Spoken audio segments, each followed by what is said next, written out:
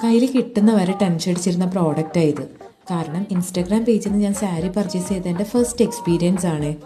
First of all എടുത്ത് പറയേണ്ട ഒരു കാര്യം, ഇവർ ആ പേജിൽ മെൻഷൻ ചെയ്ത പോലെ തന്നെ 3rd ഡേ തന്നെ എനിക്ക് ഡെലിവേർഡായി.